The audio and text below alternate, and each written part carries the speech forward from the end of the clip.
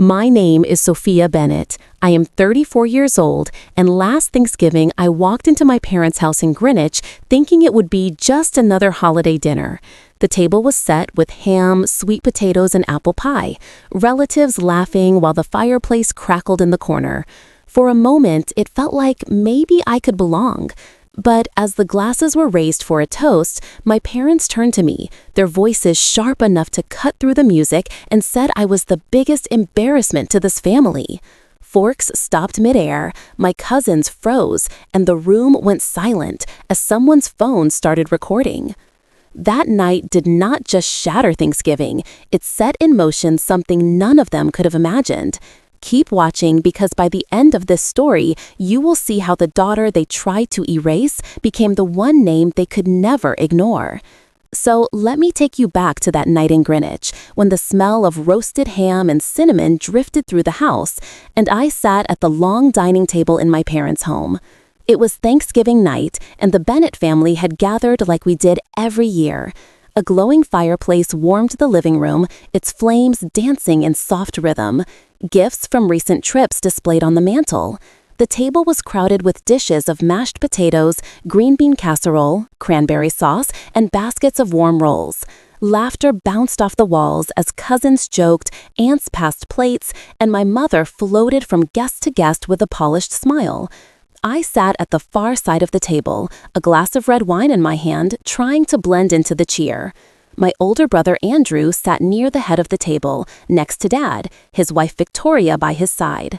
Dad, William Bennett, looked sharp in his navy blazer, silver hair combed back, and a confidence that seemed to radiate even here far from the office. Mom, Eleanor, wore her favorite burgundy dress, pearls at her neck, her posture as perfect as always. For a brief moment, I let myself feel something almost like comfort.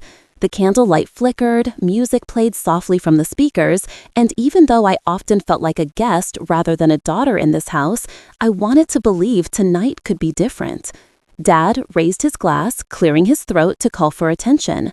The room quieted as he looked around the table. His voice was steady as he thanked everyone for coming, for celebrating together as a family, for another year of blessings. He nodded to Andrew, praising his accomplishments at the investment firm, how proud he was of his eldest son's leadership and dedication. Andrew smiled politely, his hand brushing Victoria's as if to share the moment. I felt the familiar pang, the quiet knowledge that I would not be mentioned. Still, I kept my expression neutral, swirling the wine in my glass. Then Dad's eyes slid to me. For a second, I thought maybe something had shifted, that this year he might soften. But instead, his jaw tightened and Mom's gaze joined his, both of them turning toward me. "You are the biggest embarrassment to this family." The words were sharp, unrelenting, spoken with a clarity that left no room for misunderstanding. It was as if the room stopped breathing. Forks froze halfway to mouths, glasses hovered in the air. A cousin glanced from me to Dad, wide-eyed. My aunt's smile faltered, and she set her napkin down. The holiday cheer evaporated, replaced by a heavy silence that pressed against my chest.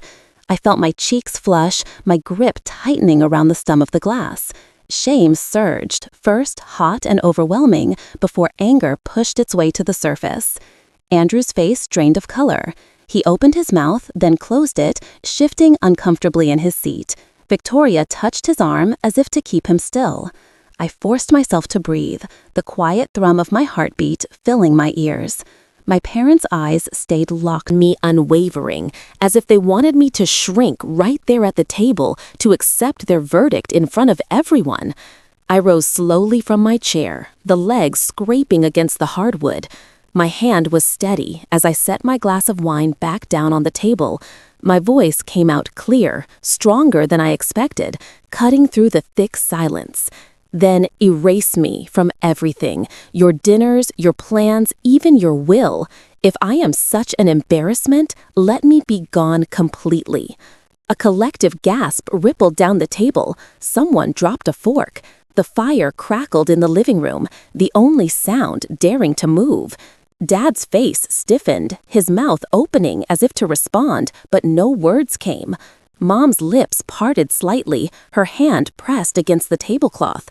I looked around at the faces staring back at me, cousins with pity in their eyes, uncles shifting uncomfortably, Aunt Margaret's gaze filled with quiet concern.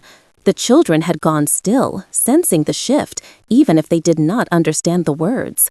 I could see the reflection of the fireplace lights in the wide eyes of my younger cousins. They were supposed to be enjoying dessert, waiting for the pie to be served.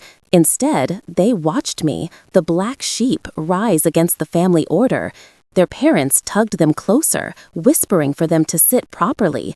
The smell of cinnamon and brown sugar should have been comforting, but now it turned my stomach. I remembered every holiday before this one, every year when my work was brushed aside, when my gifts were smiled at politely but forgotten as soon as the wrapping hit the floor. I remembered my father's disappointed glances, my mother's forced smiles, Andrew's steady spotlight. And here, on the night when families were supposed to embrace each other, the final blow had been delivered. I straightened my back, refusing to let them see me falter. My voice had been calm, but inside I was trembling, not from weakness but from fury. My entire life had led to this table, this moment of public humiliation, dressed as a family dinner. I pushed my chair back fully and stood tall, the room heavy with everything unsaid. Without another word, I turned toward the hallway, my heels clicking softly against the floor, each step carrying me further from the glow of the dining room and deeper into the chill waiting outside. The cold air rushed at me the second I opened the front door. Snowflakes floated down from the black sky, landing on my bare arms. Behind me, the muffled sounds of voices erupted, some sharp, some pleading, but I did not stop to separate them. I stepped out onto the porch, the wreath on the door brushing my shoulder as I closed it firmly behind me. The night was silent except for the crunch of my boots on the thin layer of snow covering the driveway. Houses up and down the street glowed with holiday lights, colors blinking, yards decorated with inflatable turkeys and pilgrims. To the rest of the neighborhood, it was a perfect holiday scene. To me, it felt like I had just walked out of a courtroom where a sentence had been passed. My breath came out in white clouds, quick and shallow, but I forced myself to slow down. The sting of humiliation was sharp, but beneath it I felt something steadier, colder, resolve. They had finally said out loud what I had always known they believed, and I had finally answered. I stopped at the edge of the driveway, the sound of laughter and clinking glasses from another house drifting faintly across the street. My phone buzzed in my clutch. I glanced down at the screen, Andrew's name, then Mom's, then an aunt. I let it go dark in my hand. I lifted my head and looked back at the house, one last time, its windows glowing with warmth that no longer belonged to me. Then I turned away, pulling my coat tighter around me, and started walking down the street, through the falling snow. Snowflakes stung my cheeks as I walked down the street, my boots crunching against the thin layer of ice on the sidewalk. The farther I went, the dimmer the glow of my parents' house became behind me, until it was swallowed by the night, and all I could hear was the sound of my own footsteps. With each step, the memory of what had just happened sank deeper into me. It was not new, not really. It was simply the first time the words had been spoken aloud with such brutality. They had always thought of me as a disappointment. Tonight, they had just stripped away the last veil of politeness. I tucked my chin into my scarf, the cold biting at my skin, and let the past creep in the way it always did after moments like this. I thought of myself at 8 years old, sitting cross-legged on the floor of my bedroom sketching flowers I had picked from the garden into a worn notebook, while other kids played tag in the yard. I was lost in the swirl of colors I imagined in my head.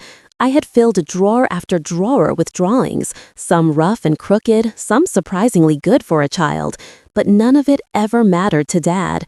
He would peek into my room, shake his head, and say, I should be outside with Andrew, learning how to be competitive, how to win.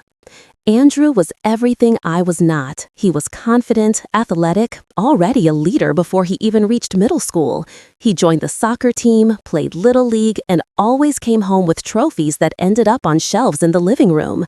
When relatives visited, Mom would gesture proudly to Andrew's medals as if they were proof of the family's worth. My drawings taped to the side of the fridge were quietly removed after a week, replaced by report cards or photographs of Andrew's latest game. At 10, I begged for an easel for Thanksgiving. I wanted something to paint on, something that made me feel like my passion mattered. That year, Andrew got a brand new mountain bike with thick tires and shiny red paint. Everyone crowded around him in the living room as he circled the tree, his face glowing as he ran his hands over the handlebars. I remember clapping along, trying to smile, but my eyes kept drifting back to my own gift. A small cardboard box set to the side. Inside was a beginner's art kit. I had torn the paper off with genuine excitement, but the look on Dad's face as I held up the paints made my heart sink. He let out a laugh and said it was not practical, that I would play with it for a few weeks and then forget. He patted my shoulder like he was humoring me. Mom gave a faint smile, but quickly turned her attention back to Andrew, who was already riding his bike around the driveway, cousins cheering as he spun circles in the snow. That kit became my world for months. I painted until the brushes frayed and the colors ran dry. I stayed up late trying to capture the sunset from my window, tried to paint portraits of my friends from school. I would carry my finished work downstairs, hoping someone would notice. Sometimes Aunt Margaret would pause and ask me about it, her voice warm and encouraging. But my parents always brushed past, telling me not to get paint on the carpet, asking if I had finished my homework, reminding me that Andrew had practice in the morning. By the time I was 12, the pattern was clear. Andrew was the golden child. I was the dreamer who needed to grow out of it. I started to keep my sketchbooks hidden, storing them under the bed or inside my closet, not because I was ashamed of what I created, but because I was tired of the sighs and dismissive glances. At 14, when Andrew was chosen captain of the debate team, Dad threw a party in his honor. The living room was filled with neighbors and family friends, everyone raising glasses to celebrate his achievement. I had just finished a painting of the city skyline at dusk, a piece I was proud of. I brought it down, hoping, maybe, is time it would be different. But when I showed Dad, he took the canvas in his hands for a brief second, nodded, and set it down on a chair. Without another word, the painting sat there all evening, ignored while the party went on. Later, I found it leaning against the coat rack, a faint boot print across the corner. The older I got, the more the comparisons cut. Teachers called my parents to rave about Andrew's leadership. Mine called to warn that I was distracted, always sketching in the margins of my notebooks. Mom would look at me across the dinner table and ask when I was going to focus on something that mattered. Dad would remind me that dreams did not pay bills. Every word chipped away at me until I began to believe them. I can still see one Thanksgiving when I was 15. The snow outside had piled up high, the smell of ham filling the kitchen. Andrew unwrapped a sleek leather briefcase, a gift meant to symbolize the future he already seemed destined for. My present was another art set, nicer than the first, but handed to me with a joke from Dad about how maybe someday I could design ads for Andrew's investment firm. Everyone laughed lightly, not realizing how much it stung. I smiled on the outside, but inside, I felt myself folding smaller and smaller. Even in school, the labels followed me. Andrew was introduced as the Bennett boy with a bright future. I was the girl who liked to draw. When college brochures came in the mail, Dad stacked them in 2 piles. For Andrew, Harvard and Yale. For me, the State University's business program. When I dared suggest studying graphic design, he dismissed it instantly, saying I was not going to waste tuition on finger paints. I learned then that no matter how much I created, no matter how passionately I worked, to them, it was always going to be a hobby, never a career.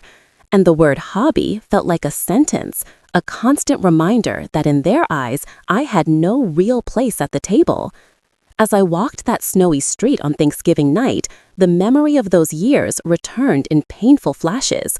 every gift that reminded me I was less, every laugh that told me I did not belong, every look that said I was the outsider in my own family.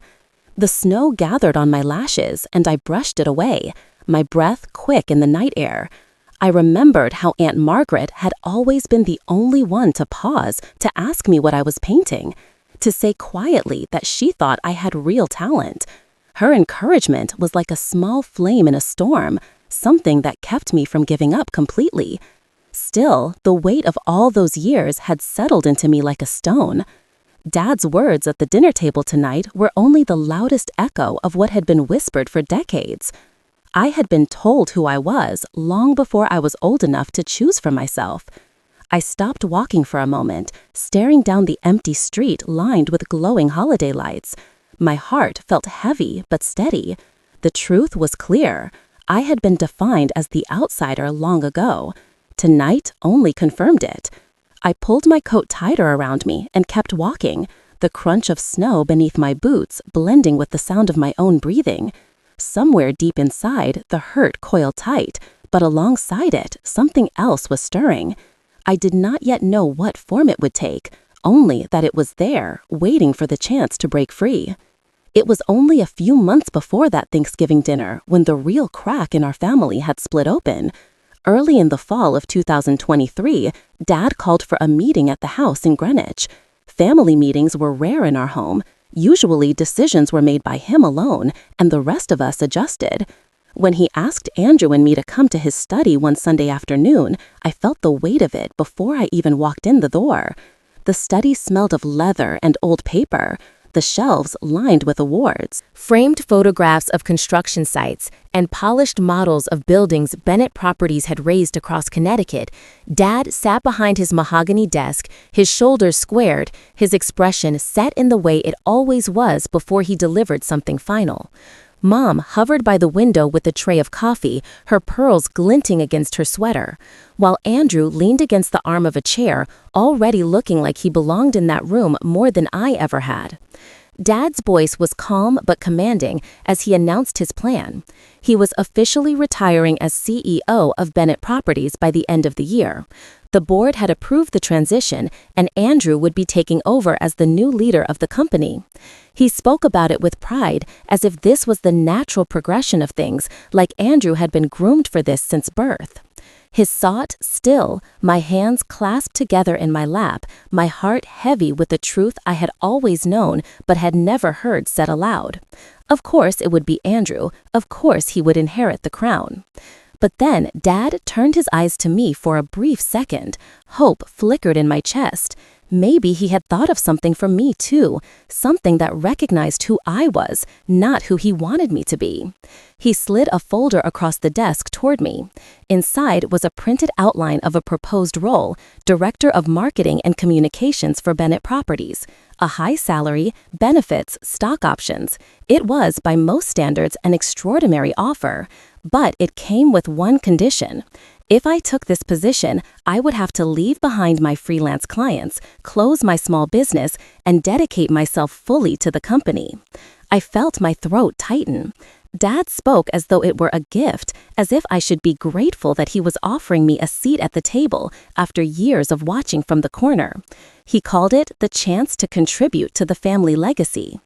Mom poured the coffee, her movements precise, her smile stiff. Andrew glanced at me with what looked like encouragement, though it was hard to tell whether it came from genuine concern or his need to keep the peace. I cleared my throat, my voice quiet but steady. I told them I needed time to think about it, that I valued the independence I had built, that my work meant something to the people I served.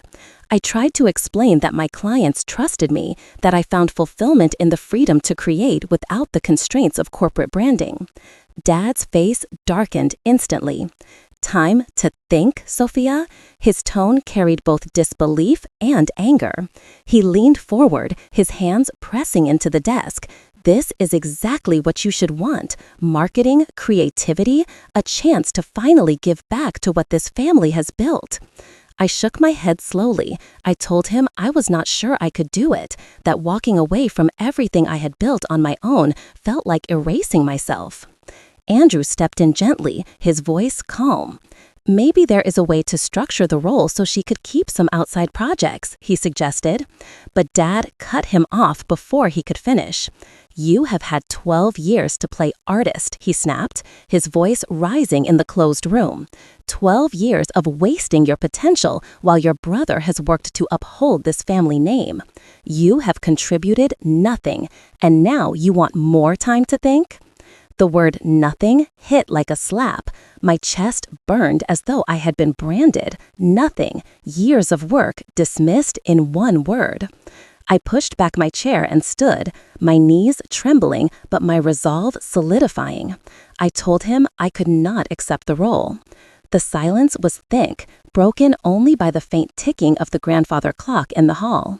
Mom's cup rattled against the saucer as she set it down, her eyes lowered to the floor. Andrew stared at his shoes, the peacemaker caught in a battle he could not win. Dad's face shifted from shock to rage, his hands slamming down on the desk with a crack that echoed through the room. His voice was low but filled with venom. You will regret this, Sophia. You will regret turning your back on your family.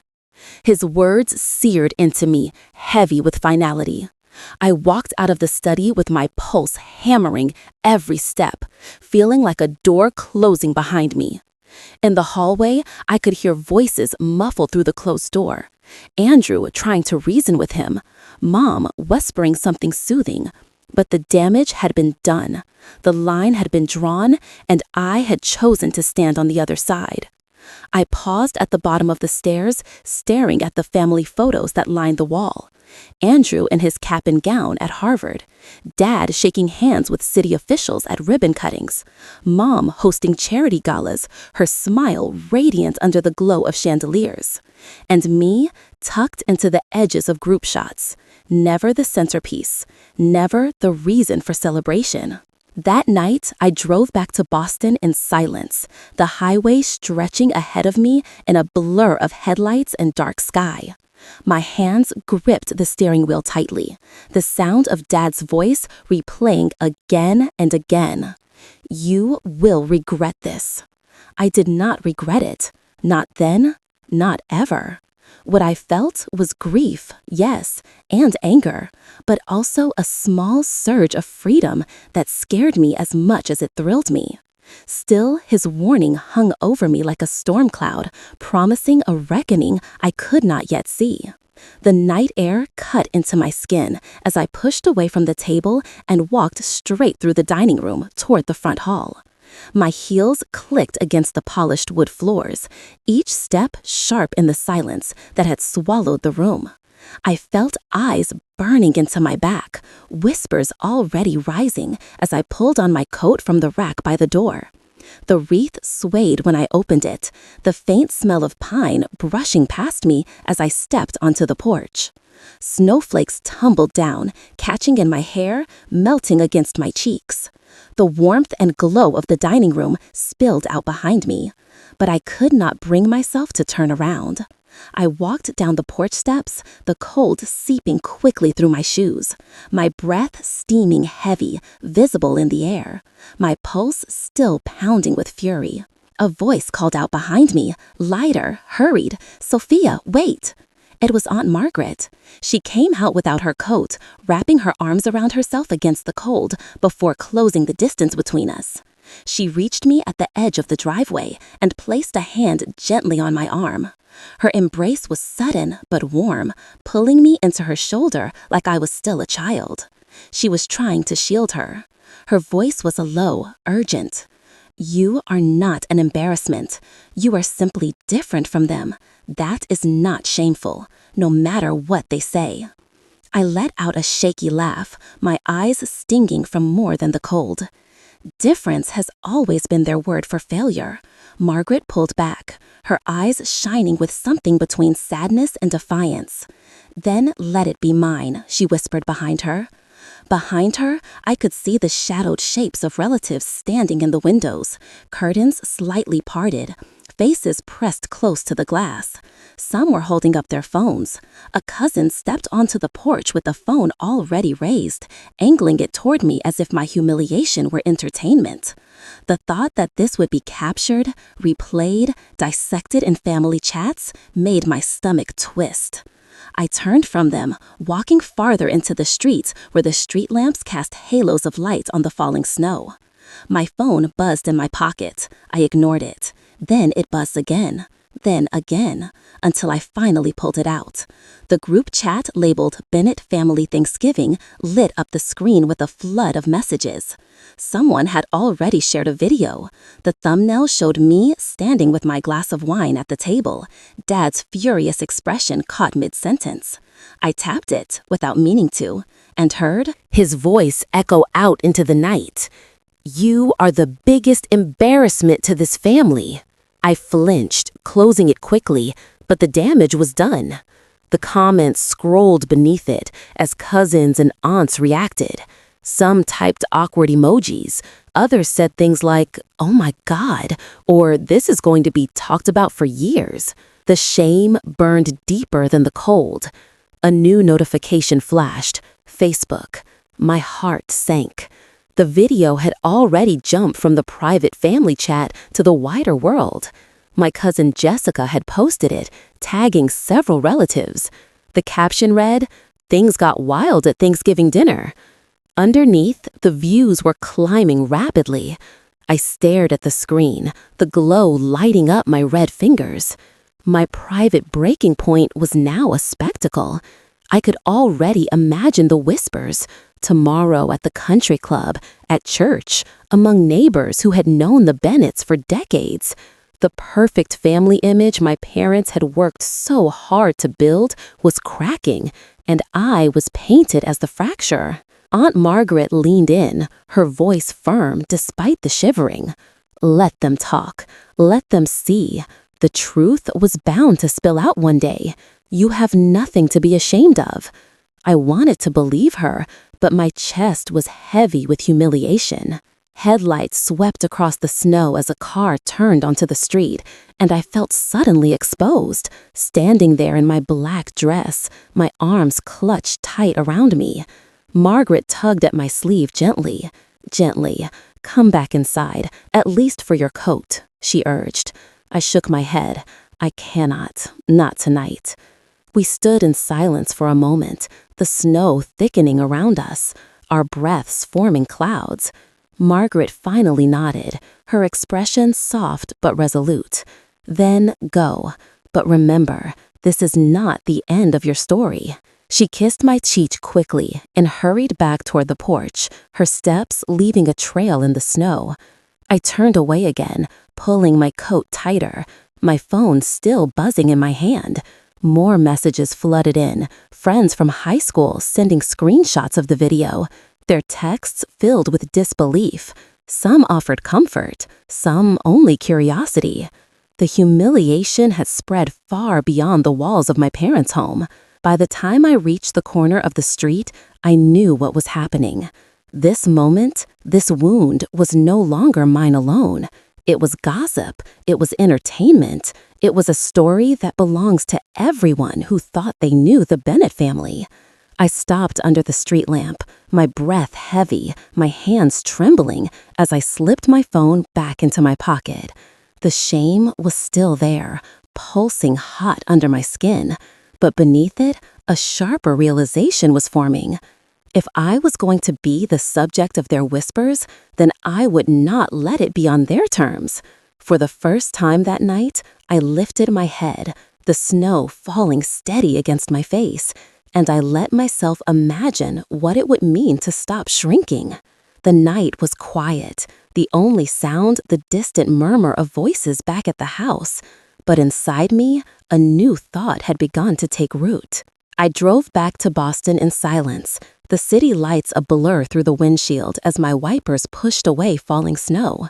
My body felt heavy inside the car, as though every word spoken at that dinner table had added another stone to my chest. By the time I pulled into the small parking lot beside my apartment building, the clock on the dashboard read just past midnight. The streets were quiet, the usual holiday bustle already dimmed by the storm.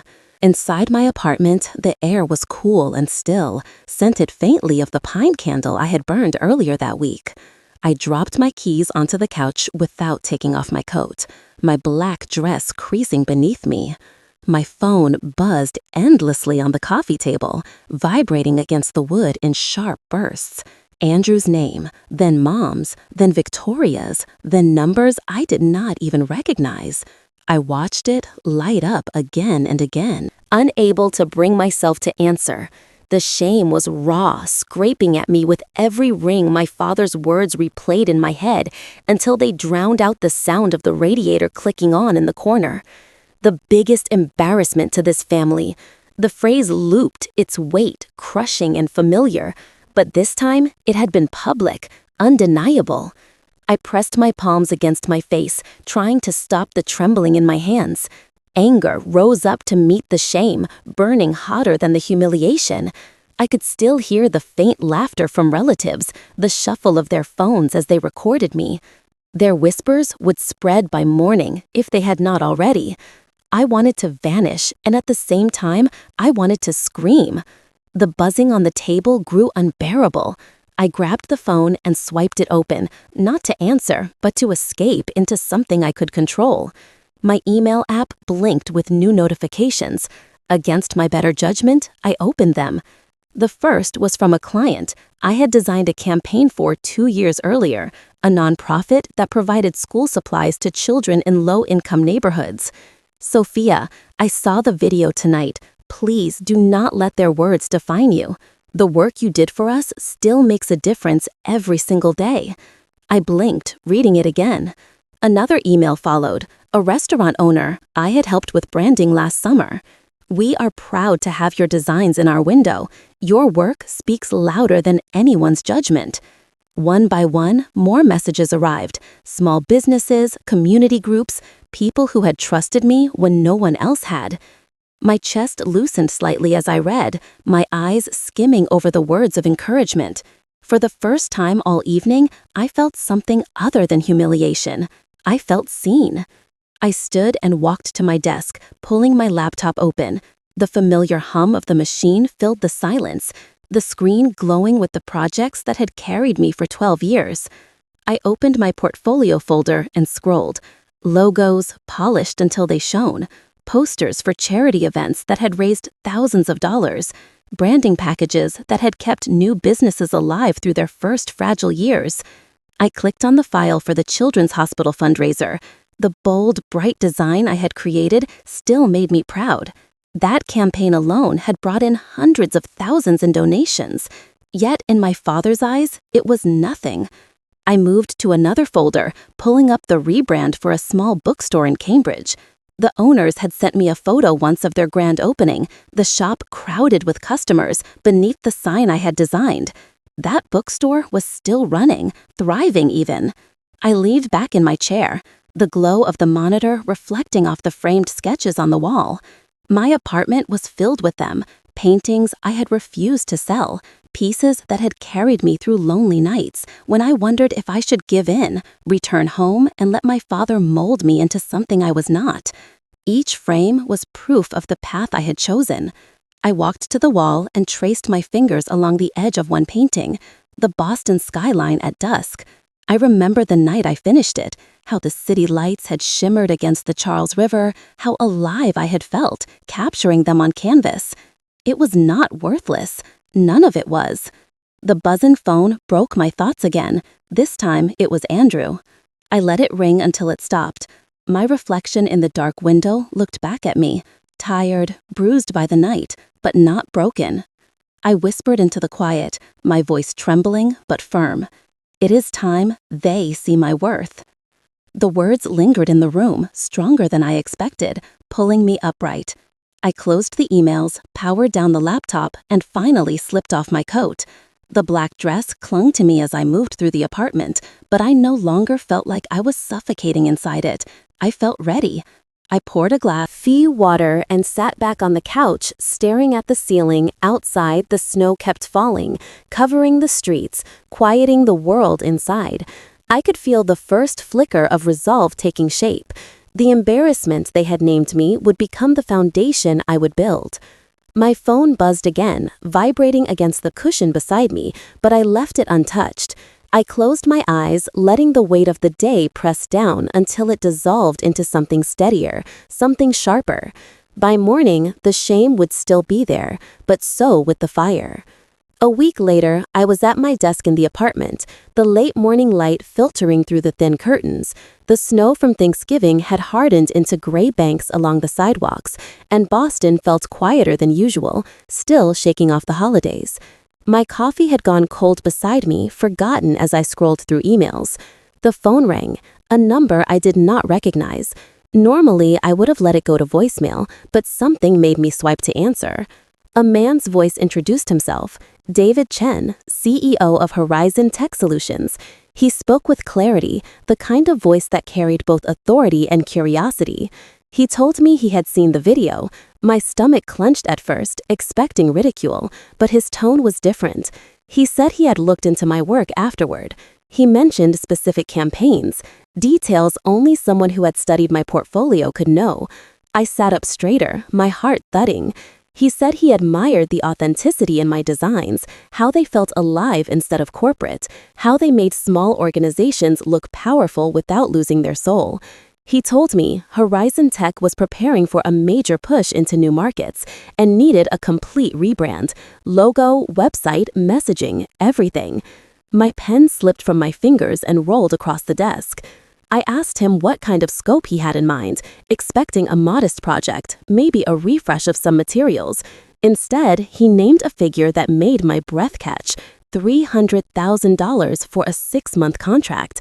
It was more than twice what I usually earned in a year. For a moment, I thought I had misheard. I repeated the number back to him slowly, and he confirmed it without hesitation. He said he wanted someone who could see beyond the surface, someone who was not afraid to take risks. He said he had watched me in that viral clip, watched me stand up to my family, and while the world saw drama, he saw conviction. He said he wanted that conviction shaping his company's identity. The apartment seemed suddenly too small, the air too still. I got up and paced to the window, watching a delivery truck back into the lot below. My hand tightened around the phone as I asked him if he was certain, someone who did not have the size or resources of a large agency. His response was steady. That was exactly why he did not want polished noise. He wanted vision. I found myself gripping the edge of the windowsill, trying to steady my voice. I told him I needed to think. He laughed lightly and said of course, but that he hoped I would not take too long. The market would not wait. He suggested coffee later that week to talk details. I agreed, my words slow but sure.